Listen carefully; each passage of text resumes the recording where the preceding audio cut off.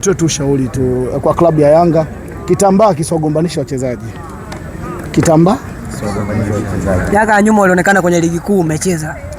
Mimi naonea huruma sababu sasa hivi kuna utimu sasa hivi, kuna timu Mwamnyeto, ndio. Kuna timu Diara.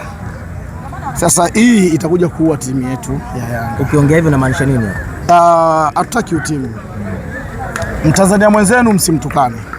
Mimi sipendi watu wanavyoenda kumshambulia Mwamnyeto sababu ile ni football. Football bahati mbaya ipo. Kwani Diara akafungwa mara ngapi magoli ya kipumbavu?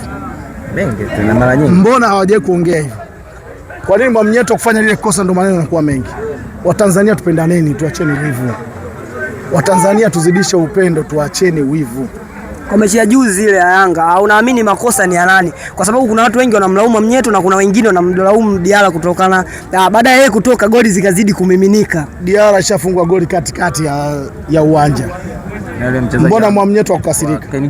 Mbona Mwamnyeto akujivunja katoka nje? Sele Bwenzi. Sasa unaona mbona wachezaji wenzio wewe hawakukasirika? Na alifanyia masiara. Inasemekana anataka kuondoka pale Yanga, ndio maana hata dimbu vingi. Football ni mchezo wa wazi. Football sio maneno. Ndio maana nishawaambia hivi. Hata dogo zangu, familia wengine wanachambua sio muziki, sio nini. Nimeshawaambia muziki hauchambuliwi. Muziki sio football. Football ndio inachambuliwa sababu football ni mchezo wa wazi. Muziki ni siri ya mwanamuziki.